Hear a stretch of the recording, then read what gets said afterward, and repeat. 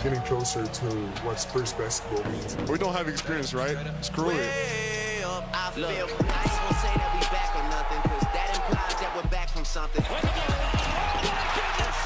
He's an alien. Feel like Shaq and Penny got back together. You tore the game apart. Who put it back together? I don't really put any limits on what our team could do. We can beat any team in the league. You're watching NBA Countdown, presented by Lilly. So a little bit of a bummer. No Victor Wembanyama tonight for the Spurs game against the Blazers with that rib injury that he suffered on Monday. It's going to be the 16th missed game for him this season. The Spurs have 2 more games to go in the regular season.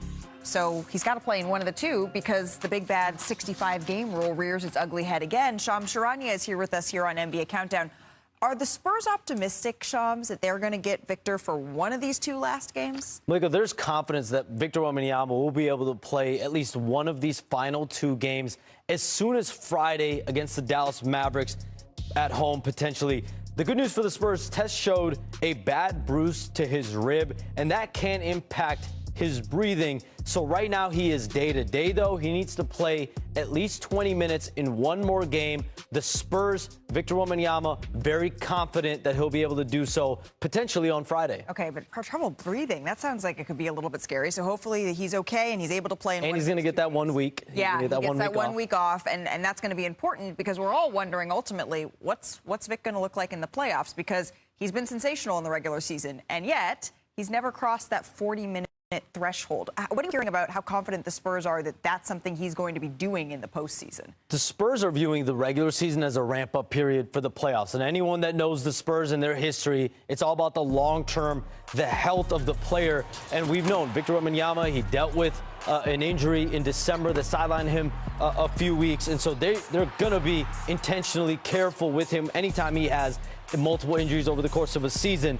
And think about it, over the weekend in Denver, that game that went to overtime, he almost got to that 40-minute mark. So that just goes to show they're getting there minutes-wise. Come playoff time, you know it's going to be hard to keep Victor Wembanyama off the court. Yeah. And, the week in between will serve Vic and this team good notice. Yeah, just to get a little bit of rest here before the playoffs begin. But you said that this is a ramp-up period. If this is what Victor Wembanyama can do in a ramp-up period, imagine what he's going to be able to do when he crosses that 40-minute threshold. Shams, great outfit, nice matching here, and we appreciate the insight.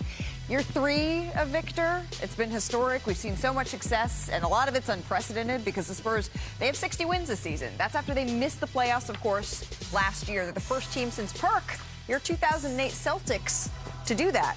But your Celtics... Who was the starting center on that team? He was handsome. Oh. Yeah, but he was starting center the year before when they missed the play. Hold on, Wendy. Well, they had... There's too much information.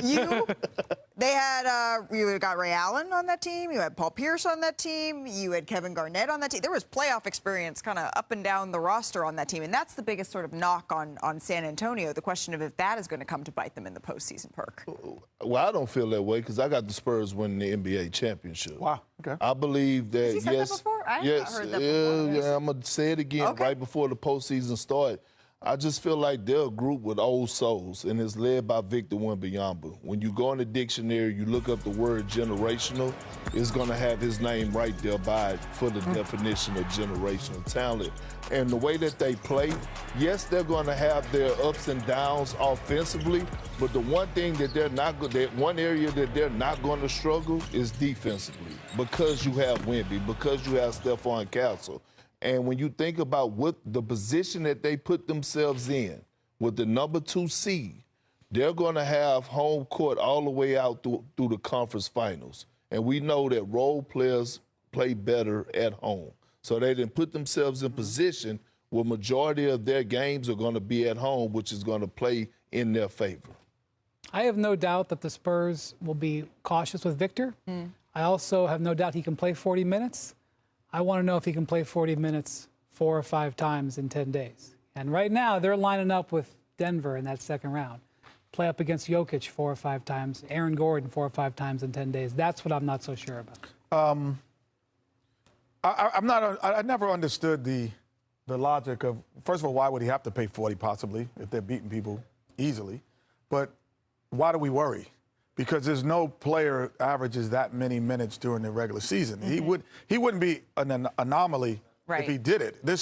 That's typical. With Victor's, maybe some might say his body type or the injuries that we've seen him deal with in the past, he's never been a high minutes player. Well, I think at times he didn't have to. A guy averages closer to 30 points a game. That's right. In a short span. Efficiency is better than the amount of time.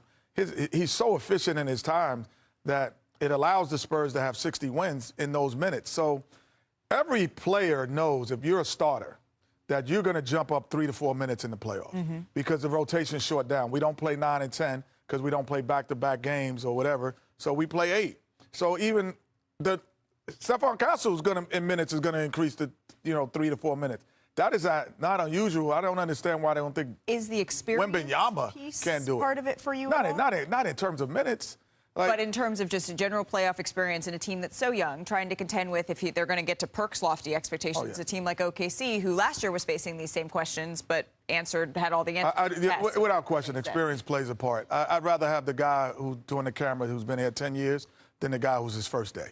Why, you don't think you look as good with the guy? Sometimes, but it doesn't mean the guy in his first day doesn't mean the guy in the first day might know better angles, might have something new that you haven't seen before. So, giving you something new. He's going to be fine. Donovan Mitchell, though, he was listed as questionable for most of the day with an ankle sprain, but he's strapping up those together just one winning season and won only one playoff game while going 29 games under 500. And the Bulls this week, they made some changes. They fired a bunch of leaders in their front office that also traded away Zach LaVine, Vucevic, DeRozan, Kobe White, Alex Caruso. And here's the kicker. They received just one first-round pick for all of those deals. And yesterday, owner Michael Reinsdorf, he gave fans a glimpse of what was to come next.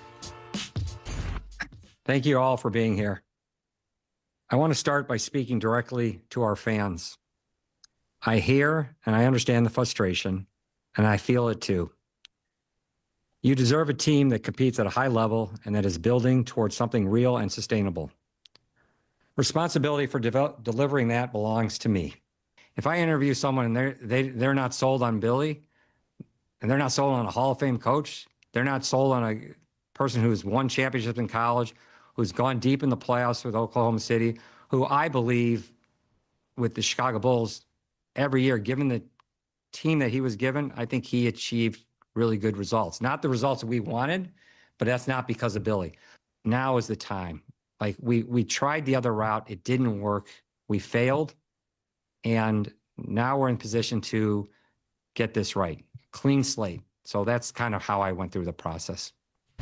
Okay, so Reinsdorf is saying clean slate here, except that there is a condition, right? The new general manager, Billy Donovan, is their coach as long as Billy wants to be their head coach. So what's exactly been laid out here for whoever is next in this job? Well, right now the Bulls are going to start their process, likely potentially hiring a search firm to assist this. And this process could take 4 weeks, 6 weeks, could be even longer than that to find that. But the Bulls' job that we're see now open, it is still viewed as a premier job. One, because of the market. Two, because of you see the loyalty that the Reinsdorfs have had for years, for decades. When I talk to people around the NBA, it is viewed as a top job under those circumstances. And yes, Billy Donovan is someone ownership wants to continue to move forward with as long as he wants to be there, and also give him an input on the roster and an input on the potential president/GM hire. That's going to be a room. If Billy Donovan stays, that's going to be Jerry Reinsdorf, Michael Reinsdorf, John Paxson, who's a senior advisor there. He ran the Bulls for a long period of time. And Billy Donovan, if he stays, that's kind of your core group to decide the next head of basketball operations. This is a team with 7 first-round picks moving forward. They've got ample cap space. So they are well positioned here in that market to turn this around. And Chicago, despite the product on the court the last couple of years, Chicago is still a city that NBA players historically have wanted to live in. But, Shams, you said a couple of times, if Billy Donovan wants to stay. Does he? What have you heard, Brian? Well, I think a couple years ago when the Thunder started this exact same process, they were moving to a different situation. Billy didn't want to be there. Billy didn't want to be a part of the rebuild, and he asked out of his contract. The Thunder let him out of his contract, and he immediately went to a team that was more ready to compete, which was the Bulls. So the question is, this is going to be a rebuild. We see the agony that coaches are going through on a nightly basis who are going through rebuilds. I get why somebody wouldn't want to do that. I think it is interesting that Michael Reinsdorf basically, he even intimated that Billy could be the team president if he wanted to be. I don't expect that. I don't expect it either, because I'm sure it wasn't the first time it was offered to Billy, and he isn't the team president. So, I think it's just interesting, though. It's very clear they want Billy to stay under pretty much any terms, and we're not sure whether he's going to stay, which says a lot. Yeah, and the big question is, does he want to? As you pointed out, he didn't want anything to do with the rebuild in Oklahoma City. It was a quick rebuild, but he didn't want anything to do with that. And are the Bulls committing to a rebuild? What is the path they're taking here? Yeah, I mean, that's obviously going to be the direction of the next general manager, the next president. But, like, Billy Donovan, especially under this job market that we're going to see with several openings over the next few weeks, is there a job that Billy Donovan wants elsewhere? Does he want to say? These are all the questions that he's going to have to answer. But I do expect Billy Donovan, the Reinsdorfs, all to sit down come Monday when the Bull season's over, Monday, Tuesday when the Bull season's over. And I would expect a quick decision for Billy Donovan. Everyone that knows him knows how much he cares about the organization and how professional he wants to handle it as well. So we expect at some point over the next week or so, there's going to be a resolution on Billy Donovan one way or another.